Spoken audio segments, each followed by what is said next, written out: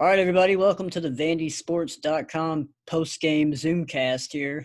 It's Sean Williams and our esteemed leader, Chris Lee, publisher of VandySports.com.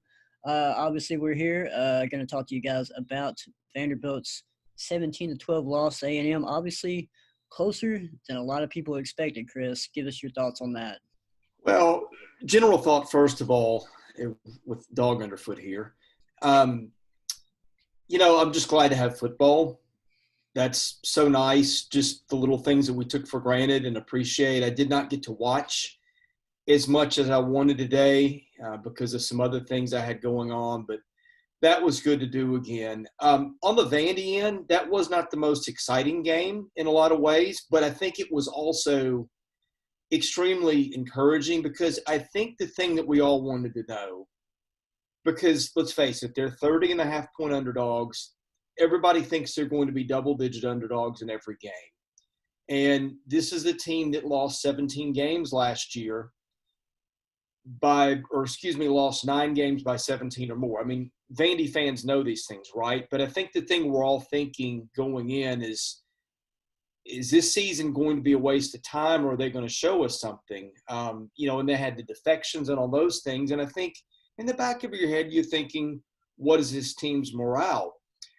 I thought they answered those questions tonight. Now, granted, I thought that A&M was, I don't know if flat's the word, but not playing its A game. I mean, the running the ball out 5 yards deep in the end zone, some of the penalties and things like that, you knew that if Vanderbilt had a chance to pull an upset, it would have to get things like that.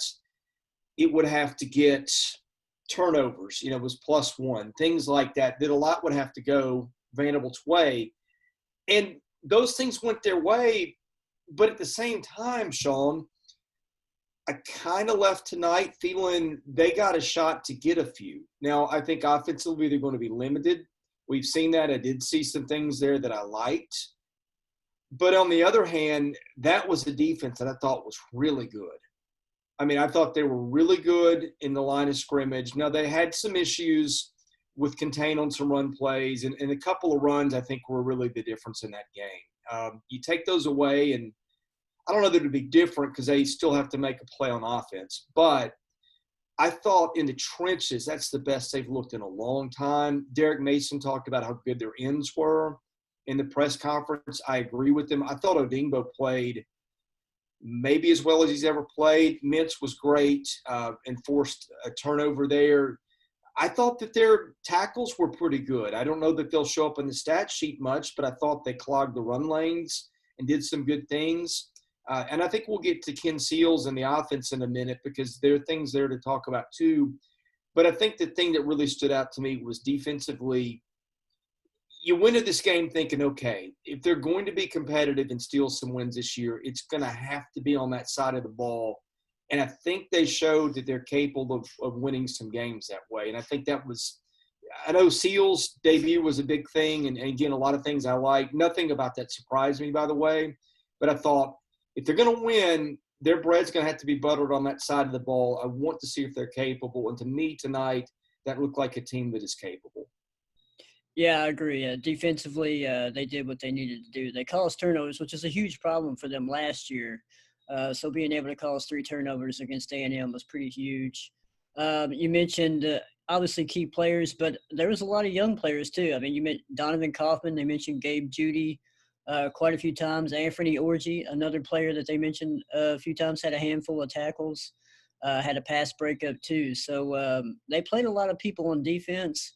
Played really well. So there's a lot of things to really look forward to with the Vanderbilt defense going forward, I think. Yeah, the biggest surprise was I think I saw a lot of Gabe Judy out there, which I did not really expect. The other one was Kaufman. I did not think that Kaufman would be as big a factor in week 1. And I went back and I think I misread my notes because I made a little bit of a bad forecast on that one. I don't think we saw Frank Coppett tonight, by the way, which is interesting. So they go with 2 really young safeties in Jerkins, who I thought played pretty well. And Kaufman did some things at times but made some mistakes, which you would kind of expect as a freshman, his first time out. You saw both Orgy kids a lot tonight too. I wasn't sure where Anthony would fit in, but he was on the field a lot. Alston, I think, played a good bit. And I thought did some things. So I thought that really, Sean, I mean, you look at the defense, my only gripe with the defense was, and it was the thing we saw last year too, right? I don't think it is the fastest bunch on the back seven. And I don't think it's a group that is wonderful in tackling. I mean, you saw some backs get loose and make some big plays downfield.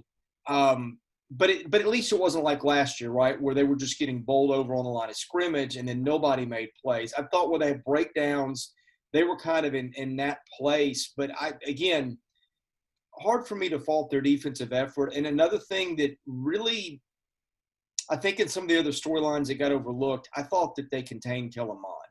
And I talked to Jerkins and Mason about that a little bit tonight. That was one of their plans, is try to keep him more towards the middle of the field. I think he rushed for 18 yards. They had the big 4th-and-1 conversion where they forced the fumble, which they recovered, but they got a turnover on downs. So, again, and by the way, Ted Roof, I think ended up making the difference everybody thought. So whatever qualms I have about defense tonight, they're very few. And other than the tackling, which, again, issue last year, I don't think I had a lot, and I don't think anybody had a lot to complain about. Yeah, you mentioned tackling. I mean, it seems like secondary had some issues tackling, especially on those long runs. You mentioned, they really held A&M down for the most part in the first half, and then the second half, Isaiah Spiller broke loose. I think he had – I mean, there in the third quarter, I think he had 2 carries for 87 yards, So he had a 57-yard run to start the third quarter, and I think he had a 27-yard carry after that. So, I mean, they broke off some big runs. I think they had over 6 yards, averaged over 6 yards per play. I mean, which you think is a lot, but to really hold them down to 17 points, averaging that many yards per play, that's pretty impressive. And it shows you how they were able to – Vandy's defense was able to create turnovers. That really helped kind of keep them in the game overall. Yeah, Spiller went for 58, I believe, on the first play of the second half. And, again, just very poor effort on that play. That was their worst play of the night.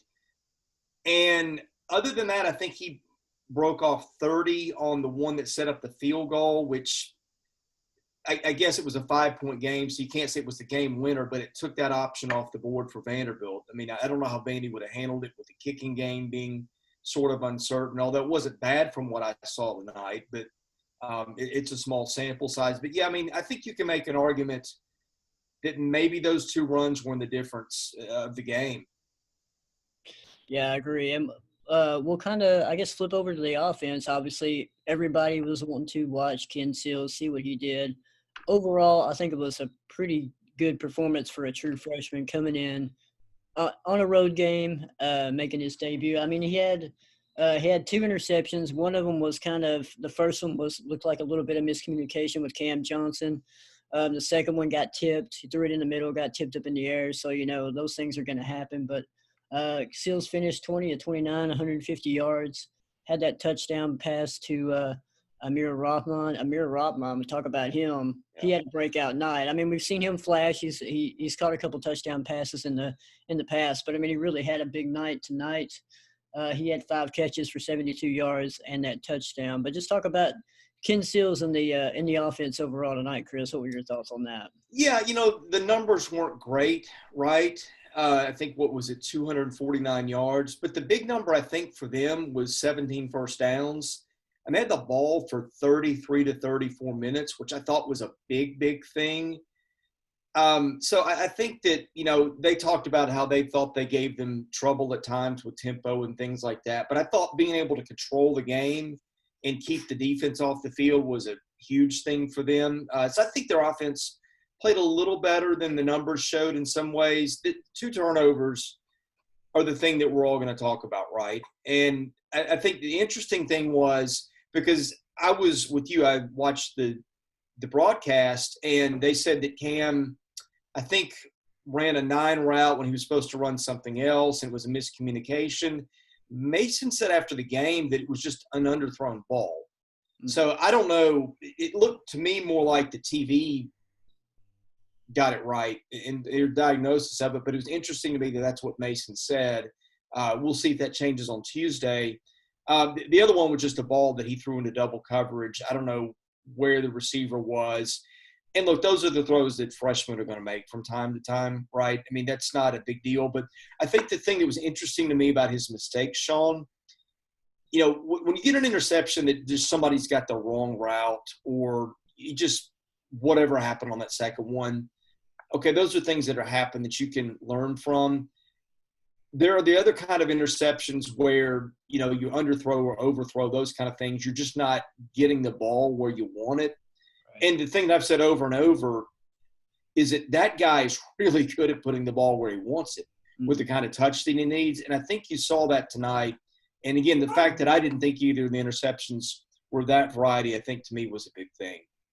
Yeah, you mentioned just kind of their putting the ball where it is. I mean, you're pretty accurate, 20 to 29 overall, had those 2 picks. But I think another thing I really liked about Seals is kind of just his maturity too, just as a freshman, taking advantage and maybe taking some chances on some penalties that A&M had, throwing the ball deep down the field whenever they were offsides a couple of times and things like that. So, I mean, obviously a really good, really positive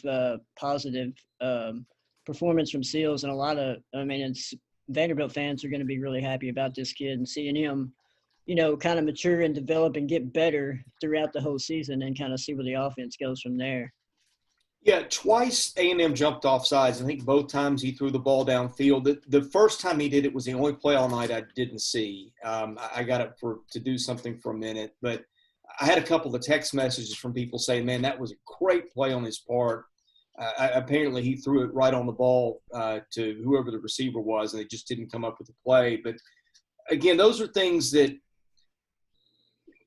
are impressive for a quarterback to do and the things that are the sign that, the light's on upstairs. But when you're doing that as a freshman on the road in your first SEC start, and let's face it too, by the way, Texas A&M is a team that a lot of people thought would be a dark horse potentially for the college football playoff. I think this has been, their year that they were leading up to. So, again, let's look at who they were facing. And I'm sure he had to have nerves playing 3 hours away from his home and all sorts of things. And I just thought the headiness that he showed, and if people have been on our boards, have listened to the podcast, heard me say this over and over. I mean, what you saw tonight with him is what I've seen time and time and time again. And I think people now probably understand why people are so bullish on him. Again, it wasn't his best game, but you saw some things that made you think this kid could be really, really special here. Right. Yeah, so it'd be definitely, like I said, just fun to kind of see him mature, develop, grow, especially throughout the rest of the year as a true freshman.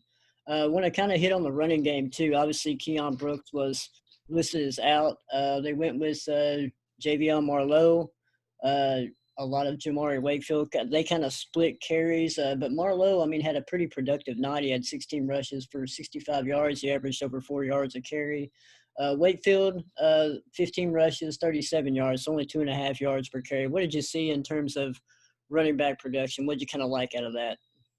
It reminds me of 2018 a little bit, and this is where we get into the two things I really didn't like tonight.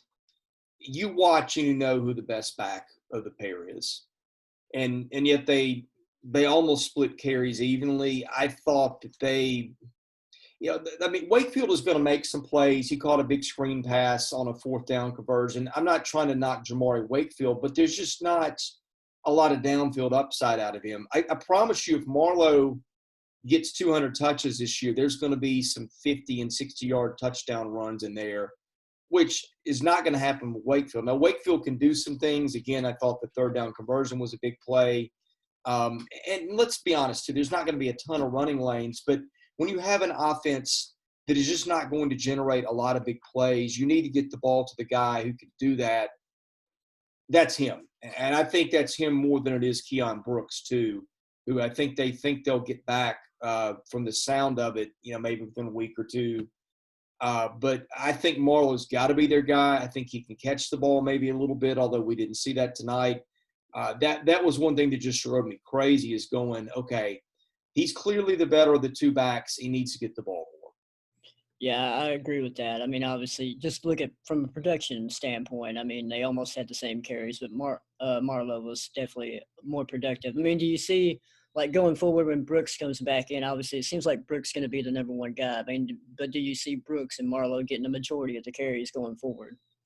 I don't know. The thing with Derek is we all know what style he likes to play, and we all know that he likes his seniors a lot of times. And you look back, and Corey Blassingame was his guy. Now, Corey was better than we knew. Mhm. I think at the time, Corey's misfortune was he had Keyshawn Vaughn, but I think Derek wants to play that style of game that you saw tonight, to grind it out, run the clock. And you like Ralph Webb. Ralph got the ball over and over and over again. Now, they had fewer options in.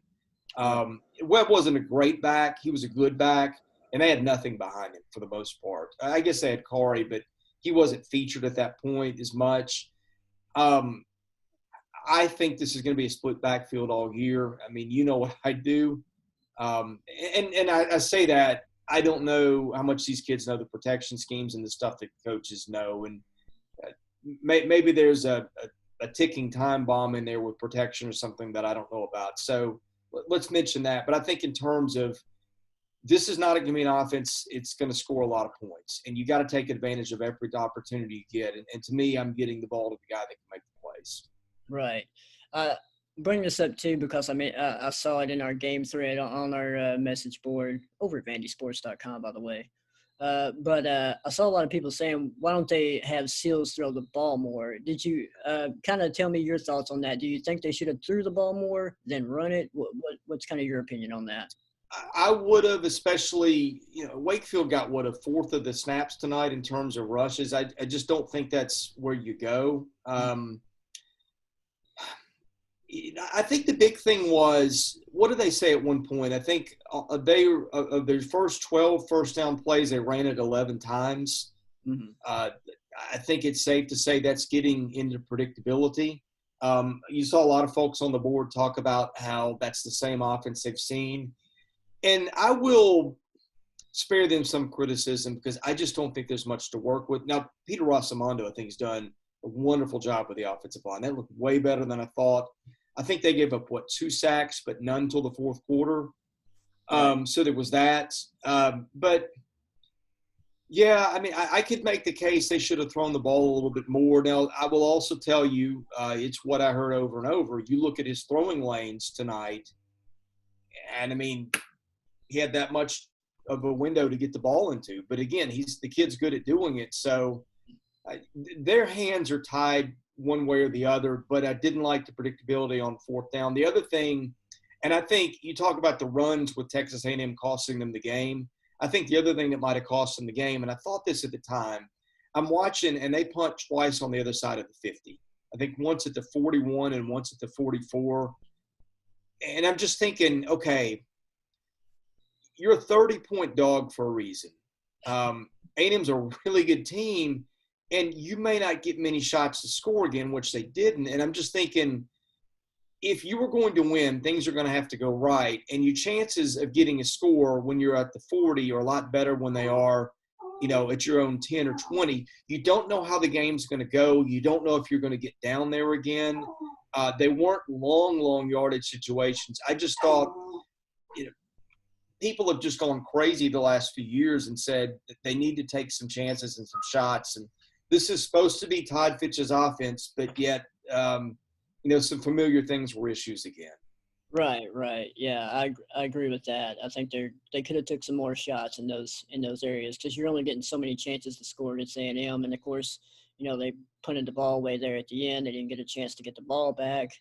But you brought up offensive line. I was going to ask you about that. Obviously, it's a super makeshift offensive line considering who's opted out and everything like that, and who's available. But you said you were very impressed with them overall. They only gave up 2 sacks.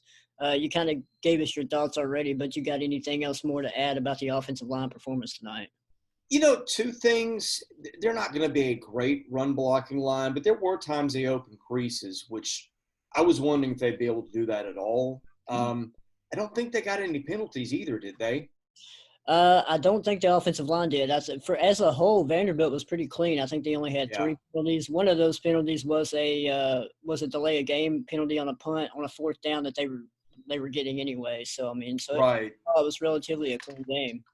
Well, let me look at this because I think they got 3 penalties. Yeah. One of them was the delay game, which they wanted. The other two, one was on Chris Pierce, where Yes. he gets a frustration penalty. The other one was on Mason for, I I was think, was wandering on the field. yeah, he was Which, trying to call a timeout, and the referees didn't see him, so he yeah, went out in the field and got a PI call on that. So yeah. So I don't know.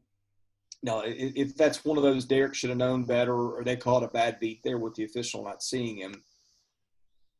But that's another thing. Playing pretty clean football in your first game like that, when A&M certainly did not.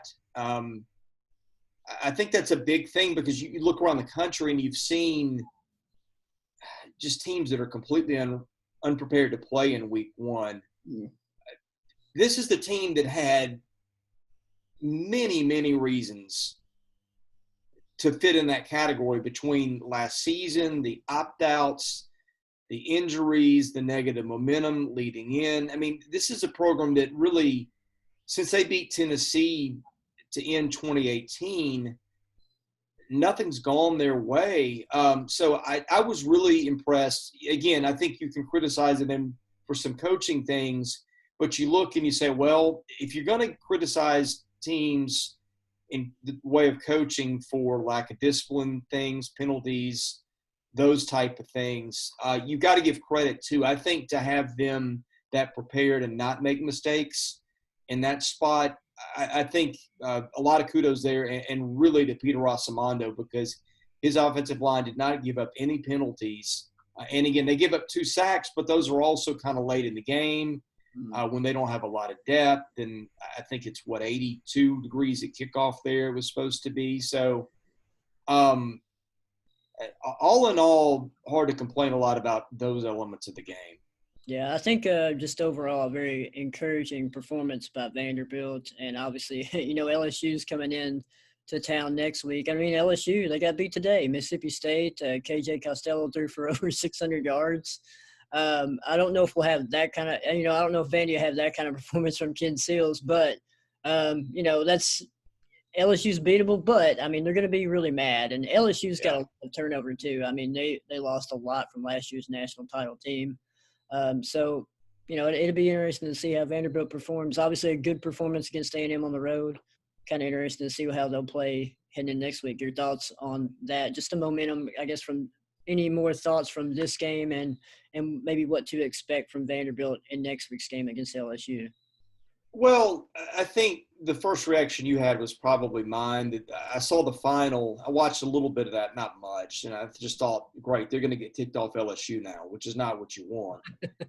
But you also look, and this is the team that's had a top wide receiver opt out. They're still breaking a new quarterback. A lot of times, teams you face the first 2 or 3 games of the season and teams you face in game 8, 9, and 10 are not the same team. And I think you'd probably rather face LSU now than in week 9 or 10. Now, do I think they're going to win the game? No. But I think everybody feels better after tonight. And I think if you say they're going to play LSU into the fourth quarter next week, nobody's going to look at you like you've got, 4 eyes coming out of your head. So Yeah. there's that. So all things considered, I think they're in a way better spot heading to that game than any of us thought. I think the big thing will just be making sure everybody's healthy. One thing we didn't get into with the defense, by the way, they did it without the guy that everybody thought was their first or second best player, Dimitri Moore. Right. And so a guy who's barely come off the field the last 2 years, he's not in there. Mason said tonight that he should be back for next week. In fact, it sounded like he warmed up and they just made the decision for him not to go. So there's one more thing to feel a little bit better heading into next week about. Yeah, I heard on the pregame show that he was apparently wearing a red jersey in practice before they went down to A&M. So, yeah, sounds like a little bit of an injury. Not really sure what it is. But, yeah, to do what they did tonight on defense without, like I said, probably their second best or, one of their top 2 defensive players, That's pretty good. That's a pretty Yeah. good performance. Chris, you have anything else to add? Any other thoughts from tonight's game? No, I think we covered it all. Again, this is a fan base that just needs anything to be encouraged about. And the bar's not really high right now, let's face it. But I think you leave tonight thinking they can win some games. I think you leave tonight thinking, okay, might be worth tuning in on Saturdays for these things, which I think a lot of people didn't think coming into tonight. Again, I think they've got to find some answers on offense to be able to throw a punch when they need to. And I hated that I saw some of the same old Vandy in that regard. But I think if you look at expectations and outcomes, tonight that's an A compared to where I think they could have been. I think that was almost the best case scenario. And I look to next week going, okay, suddenly this might be a little bit more interesting than any of us figured, a couple of weeks ago. Yeah, right. I mean, defense played like I think we expected the defense to play last year in terms of, making stops, creating turnovers. So I think people are really encouraged about Ted Roof. People are really super excited about Ken Seals. And it will be curious to see how the offense maybe transforms, takes a leash off of things a little bit, gets a little bit more creative and wide open as Seals gets more comfortable and everything like that. So, I mean, I think those are things that Vanderbilt fans will be interested to check out moving forward. Like you said, I mean, they have a reason to tune in now just with that effort against A&M. So it'd be interesting to see if they can pull that off in 2 weeks in a row against LSU. So anything else, Chris? Yeah. I was just thinking one interesting thing. I'm not very good at predictions, but if you listen to the podcast I did with Braden on Friday, I said their hope was defense, and that your linebacking group, your edge guys, and that's really exactly how it played out. Yeah, no doubt, no doubt. So I guess with that, we'll wrap up our first edition of the VandySports post-game Zoomcast. So any sponsors out there, just give us a call. It wouldn't be 2020 without Zoom, would it? That's right. I mean, Zoom's the new norm, man.